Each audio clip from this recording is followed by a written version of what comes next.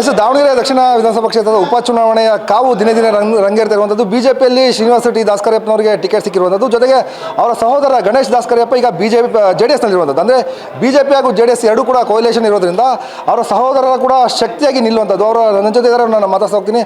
Sir, ಈಗ ನಿಮ್ಮ ಸಹೋದರನಿಗೆ ಟಿಕೆಟ್ ಸಿಕ್ಕಿದೆ BJPಯಿಂದ, ಏನು ಹೇಳಕ್ಕೆ ಇಷ್ಟಪಡ್ತೀರಿ ಸರ್? ಮೊಟ್ಟ ಮೊದಲನೇದಾಗಿ ಭಾರತೀಯ ಜನತಾ ಪಕ್ಷದ ಎಲ್ಲ ವರಿಷ್ಠರಿಗೂ ಕಾರ್ಯಕರ್ತರುಗಳಿಗೂ ಎಲ್ಲ ಸದಸ್ಯರುಗಳಿಗೂ ಅಭಿನಂದನೆಗಳನ್ನು ಸಲ್ಲಿಸ್ತೇವೆ.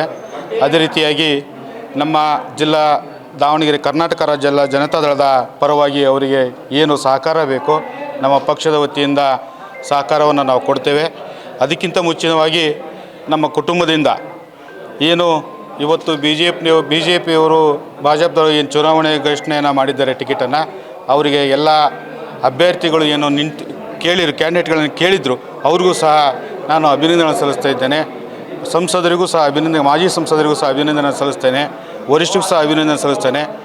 ಇದು ನಮ್ಮ ಕುಟುಂಬದ ಪರವಾಗಿ ಅವರು ಏನು ಇಟ್ಟಿರ್ತಕ್ಕಂಥ ಭರವಸೆಗಳನ್ನು ನಾವು ನಮ್ಮೆಲ್ಲರ ಕಾರ್ಯಕರ್ತರ ಮತ್ತು ಅಭಿಮಾನಿಗಳ ಪರವಾಗಿ ಅವರಿಗೆ ಮತ್ತೊಮ್ಮೆ ಅಭಿನಂದನೆ ಸಲ್ಲಿಸಿ ನಾವು ಪ್ರಯತ್ನವನ್ನು ಜಯಶೀಲರಾಗೋ ಏನು ಪ್ರಯತ್ನ ಬೇಕೋ ಅವೆಲ್ಲ ನಾವು ಮಾಡ್ತೇವೆ ಅಂತೇಳಿ ಬಯಸ್ತೇನೆ.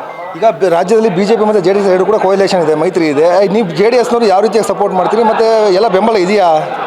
ಜಿಲ್ಲೆಯ ಮಾಜಿ ಶಾಸಕರಿರ್ತಕ್ಕಂಥ HR ಶಿವಶಂಕರ್ ಅವರ ನೇತೃತ್ವದಲ್ಲಿ ನಮ್ಮ ತಂಡ ಹಗಲಿರುಳು ಸಹ ಶ್ರಮಿಸುತ್ತಾ ಕರ್ನಾಟಕ ರಾಜ್ಯದಲ್ಲಿ ಭಾಜಪ ಮತ್ತು JDS ಹೊಂದಾಣಿಕೆ ಇರುವುದರಿಂದ ನಾವೆಲ್ಲರೂ ಸಹಕಾರ ನಾವು ಕೊಡ್ತೇವೆ.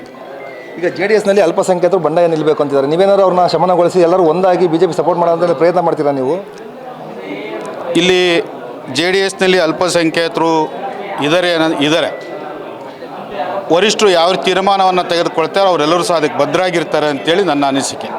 ಎಸ್, ಇದು ಶ್ರೀನಿವಾಸ ದಾಸ್ಕರಿಯಪ್ಪನವರ ಸಹೋದರ ಗಣೇಶ್ ದಾಸ್ಕರಿಯಪ್ಪನವರ ಮಾತಾಗಿತ್ತು. ನಾವು JDSನ ಮುಖಂಡರಾಗಿರೋ ಕಾರಣದಿಂದ JDSನ ವರಿಷ್ಠರು ಯಾವ ರೀತಿ ಸೂಚನೆ ಇದೆ ನಮಗೆ BJPಗೆ ಸಪೋರ್ಟ್ ಮಾಡಬೇಕೆಂದು, ಆ ರೀತಿಯಾಗಿ ಎಲ್ಲರೂ ಕೂಡ ಸಪೋರ್ಟ್ ಮಾಡ್ತೀವಿ ಅನ್ನೋ ಒಂದು ಮಾತನ್ನು ಹೇಳಿರುವಂಥದ್ದು. ಕ್ಯಾಮ್ರಾ ಪರ್ಸನ್ ಅನ್ವೇಷ್ ಜೊತೆ ಯಶವಂತ್, ಒನ್ ಕನ್ನಡ ನ್ಯೂಸ್, ದಾವಣಗೆರೆ.